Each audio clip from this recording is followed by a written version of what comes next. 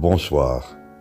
Dans notre série Entretien hors du temps, nous accueillons ce soir deux géants de la philosophie, qui ont chacun proposé une vision radicale de l'univers et de notre place en son sein.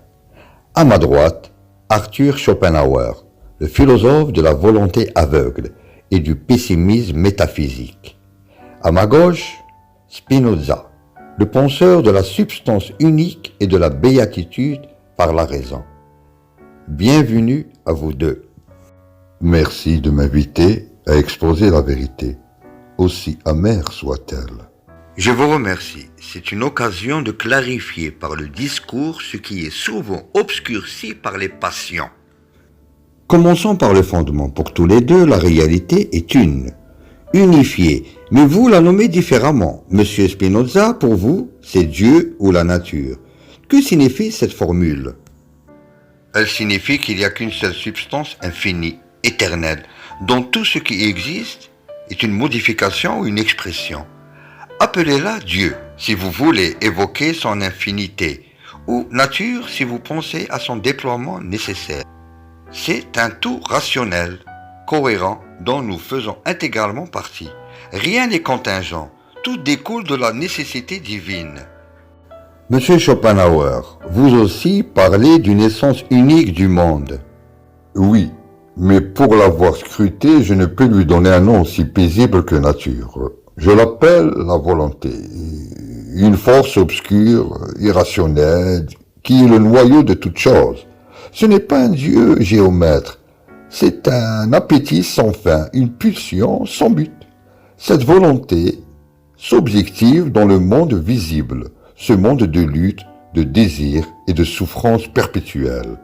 Votre nature, Spinoza, est un monstre déguisé en théorème.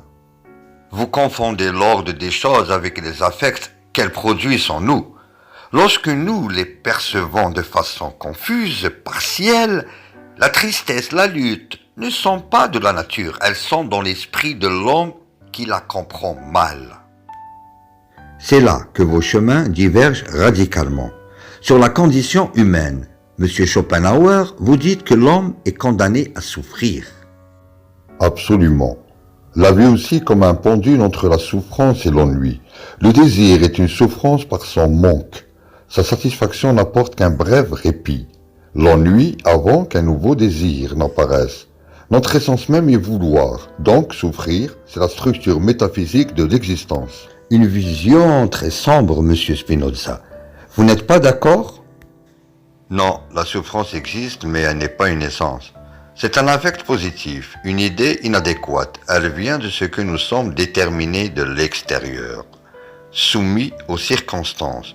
Le remède n'est pas la plainte, mais la connaissance, comprendre que nos malheurs font partie de l'enchaînement nécessaire des causes, nous en libère. Nous passons de la servitude des passions à la liberté de l'intellect. La connaissance, elle ne fait qu'éclairer la prison. Vous proposez de lire avec joie la sentence de notre condamnation. Moi, je propose une évasion. C'est la question du salut. Comment s'en sortir, Monsieur Spinoza ? Vous parlez d'amour intellectuel de Dieu. Oui, c'est la joie suprême qui accompagne la connaissance du troisième genre. Voir les choses, y compris soi-même, comme des parties éternelles de Dieu. Ce n'est pas un amour passionnel, mais une compréhension active et joyeuse de notre appartenance au tout. C'est une béatitude dans cette vie.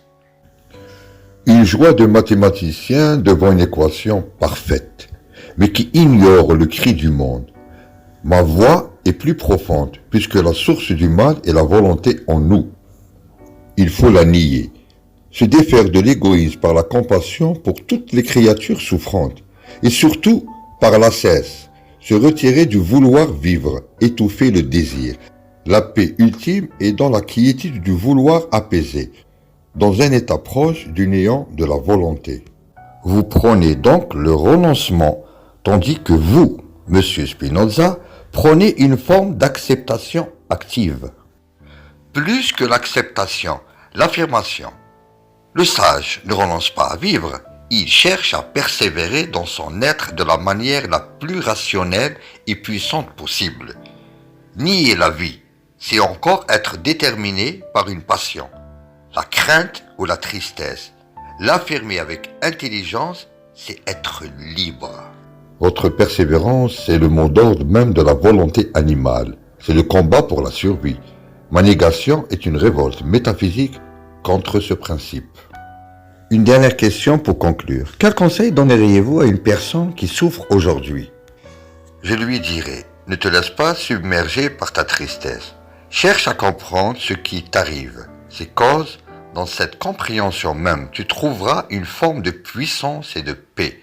Tu découvriras que tu n'es pas un empire dans un empire, mais une partie de la nature. Et cette idée peut être une source de force. Et moi, je lui dirais, regarde autour de toi. Ta souffrance n'est pas un accident. Elle est la règle. Au lieu de t'y accrocher, de désirer encore, reconnais l'ennemi. C'est le vouloir. Vivre en toi. Apprends à le regarder avec distance dans l'art, dans la compassion pour les autres. Et peut-être pourras-tu peu à peu désarmer ce qui en toi veut toujours plus et donc manque toujours. Nous avons donc d'un côté l'affirmation joyeuse par la raison et de l'autre la paix par le renoncement. Un débat fondamental. Merci à tous les deux. C'était Arthur Schopenhauer et Baruch Spinoza. À la prochaine pour un nouvel affrontement de la pensée.